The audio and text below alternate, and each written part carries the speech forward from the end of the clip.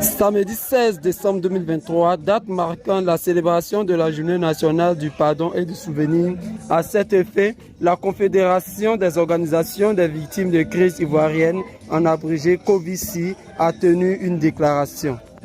Célébration de la Journée nationale du pardon et du souvenir, décembre 2023. Déclaration de la Confédération des organisations de victimes des crises ivoiriennes, COVICI.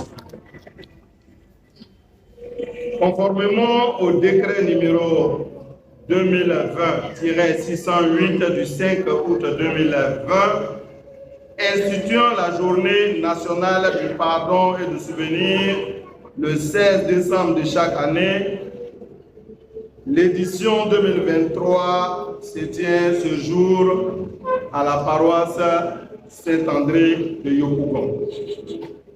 Journée symbolique qui permet de se remémorer des souffrances vécues par les victimes, de prendre conscience des effets dévastateurs de la guerre et de s'inscrire résolument dans les initiatives de cohésion sociale et de paix. La COVICI félicite le gouvernement ivoirien avec à sa tête le président Alassane Ouattara pour avoir pris cette décision importante qui s'adosse aux recommandations formulées par la CDVR à l'issue de ses travaux en 2012. En effet, la Côte d'Ivoire a connu en 2010-2011 la plus grave de ces crises post-électorales de sa jeune histoire, qui a fait plus de 3000 morts, de nombreux blessés graves, des cas de viol, de milliers de déplacés et de destructions de biens. La CONARIV, née des cendres de la CDVR, qui avait pour mandat d'établir un fichier unique consolidé des victimes et mettre en œuvre les programmes de réparation des victimes, a dénombré avec précision des chiffres allant de 1990 à 2011.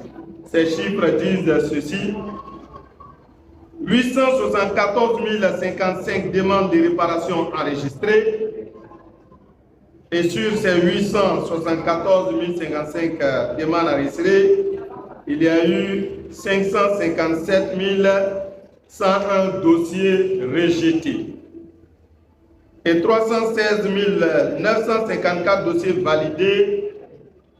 Et parmi ces 316 954 dossiers validés, il y a 0,77% de victimes de violences basées sur le genre, ça fait environ 2441 cas, 8,45 victimes blessées graves, ça fait plus de 27 000, 6 000 cas de meurtre et ou de disparition, et 84,78 victimes de destruction de biens.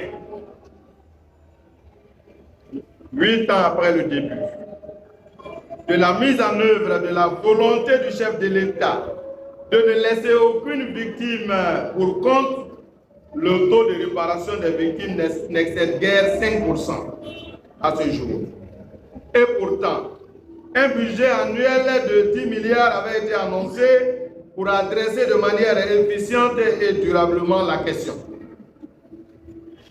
Les victimes voient de plus en plus l'éventualité d'une réparation par l'État devenir hypothétique, contrastant avec l'engouement des premières années où elles étaient au centre de toutes les attentions, aussi bien au plan national qu'au plan international. Pour la COVICI, qui fête également son 10e anniversaire, cette journée d'hommage aux victimes est une opportunité pour attirer l'attention du chef de l'État sur la situation difficile que traversent les victimes depuis des années. Les chèques d'1 million pour les cas de décès ne sont plus distribués. Les prises en charge médicales sont devenues la croix et la bannière pour les victimes blessées. Les prises en charge des orphelins du fait de la guerre sont insignifiantes. Pendant ce temps, la liste consolidée des victimes par la CONARIV n'est pas encore rendue publique. L'avant-projet de loi sur le statut des victimes se trouve encore sur la table du gouvernement depuis 2016. La COVICI rappelle que la réparation est un droit inscrit dans divers instruments juridiques internationaux, dont la Charte des Nations Unies, les conventions de Genève, la Déclaration universelle des droits de l'homme, le Pacte international relatif aux droits civils et politiques, la Charte africaine des droits de l'homme et des peuples, les résolutions de l'Assemblée générale des Nations unies, à savoir les principes fondamentaux et directives concernant le droit à un recours et à la réparation des victimes de violations graves du droit international des droits de l'homme et des violations graves du droit international humanitaire adopté en 2005. C'est pourquoi la COVICI recommande au chef de l'État que la réparation des victimes soit placée au cœur du processus de réconciliation nationale. La publication du fichier unique consolidé des victimes, le vote de l'avant-projet de loi sur le statut des victimes, l'octroi d'une rente viagère aux victimes rendues invalides du fait de la guerre. Au ministère de la Cohésion sociale, de la solidarité et de la lutte contre la pauvreté, la COVICI recommande la reprise de la distribution des chèques d'1 million aux parents de victimes décédées.